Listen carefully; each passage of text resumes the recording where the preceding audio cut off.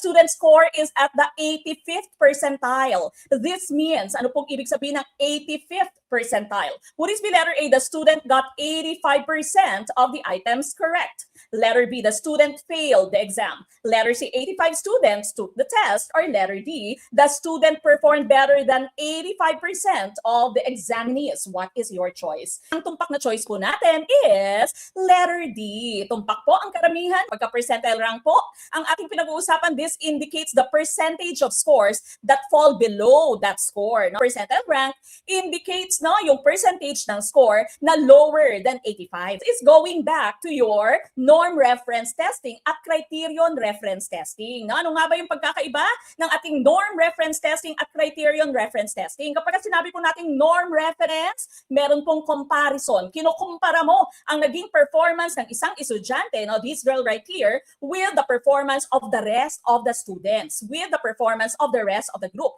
And since meron pong pagkukumpara, meron pong ranking. No? So yung percentile natin kanina, 85th percentile, it was an example of norm reference. Diba? Norm reference siya kasi may comparison. Now, kapag sinabi naman po natin criterion reference, wala pong pagkukumpara. Yung basihan lamang po natin whether nag-perform siya na mabuti or magaling or hindi would be our criteria. Okay? Our objectives. No? So yung pinaka-goal po natin dito is mastery. This is individual-based. Ibig sabihin, walang comparison. Okay? So, meron po mga nagtatanong, what about the LET, Coach Mek? No? Is the LET criterion reference or norm reference? Actually, yung LET po is both criterion reference at norm reference. Bakit po parehas na criterion reference at norm reference yung ating licensure exam for teachers? When you say criterion reference, yung ating pong goal is to have that mastery, to hit the criteria, to hit our goal. Remember, meron tayong GWA na 75%. Meron po tayong tatlong bahagi ng exam. Basta meron po tayong majorship. So, ang unang-una po would be general education. 150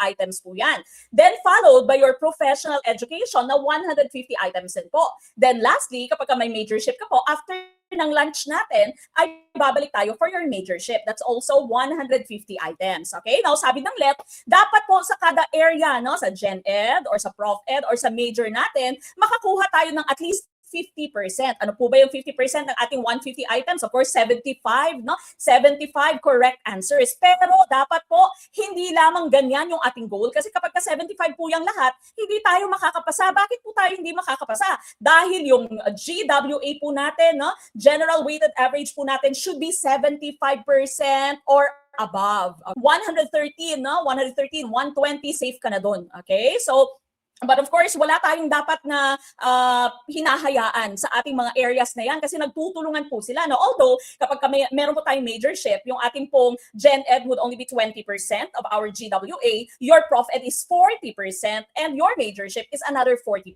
Okay? So, mas malaki yung percentage ng ating pong Prof Ed at ang ating majorship. Kesa sa Gen Ed, Gen Ed is lower level, knowledge level lang po yan. That is simply recall, mabilisang drills lang po yung Gen Ed. Pero yung Prof Ed kasi, kailangan mong himayin yung question. Ganon din sa ating majorship. Dahil majorship mo nga yan, kailangan sanay ka dyan. Okay? Kapag wala ka naman po majorship, your Gen Ed is 40%, your Prof Ed is still higher at 60%. Okay? So now, sinabi natin criterion reference yung ating LET. Paano naman po siya sinabing norm reference? Kasi, di ba, meron tayong top notchers. Di ba? Meron tayong 10 rankings para po sa ating top notchers list. So, nirarank yung pinakamataas na score. And so, we say, our licensure exam for teachers is both criterion and norm reference.